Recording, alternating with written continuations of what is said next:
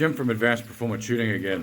And in our Get Out and Fail video, that 5-minute concept really deserves a lot of advantage to working like that with a focused purpose, working like that. I chose the Vickers Devil drill, sometimes called the 666 drill, often referred to as a very advanced drill, very difficult drill. It's by design not shot from concealment, so the reload by default would also not be from concealment.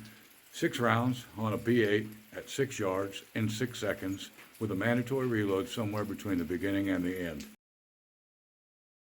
Cold this morning, I was able to maintain effectively a 3-inch circle at that distance in that time.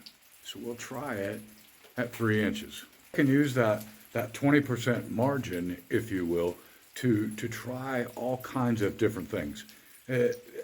I can experiment with different positions. That's what led me to the unorthodox finger wrapped around the front of the trigger guard grip that I choose to utilize.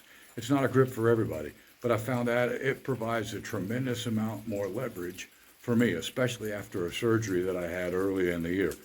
But it's not a grip for everybody. But if I were content with what I had, if I were working at what I thought was 100%, I wasn't willing to change, to try things better, I might not have ever have discovered that grip worked better for me. Critically important that when you're working inside of that 20%, you're purposely pushing your failure point. We need to try to reduce the variables as much as we can.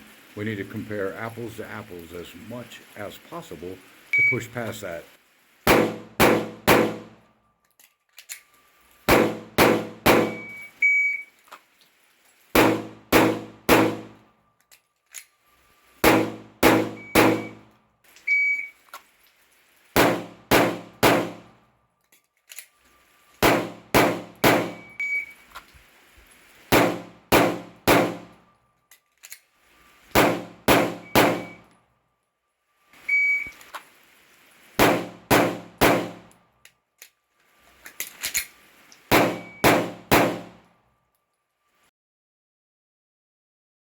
So I limited the place where the mistakes were likely because I wanted to focus on the accuracy side of that. I wanted to keep it in that 3-inch circle. Mistakes are going to happen.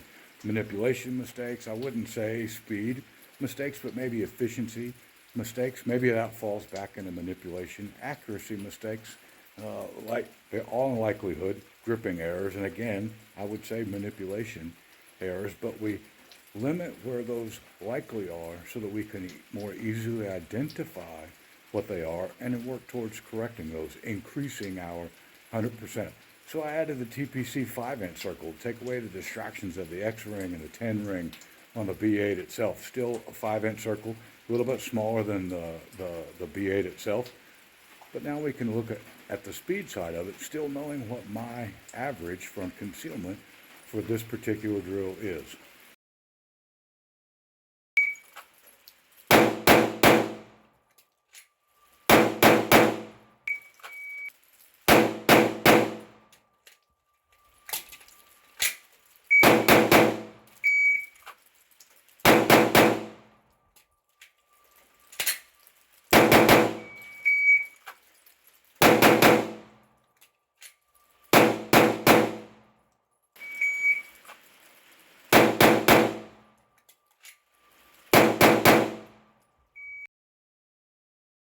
I think it's important that we push ourselves in training past that failure point, past the 100% mark.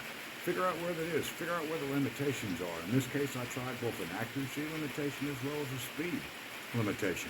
Raise that standard by pushing yourself past those limitations.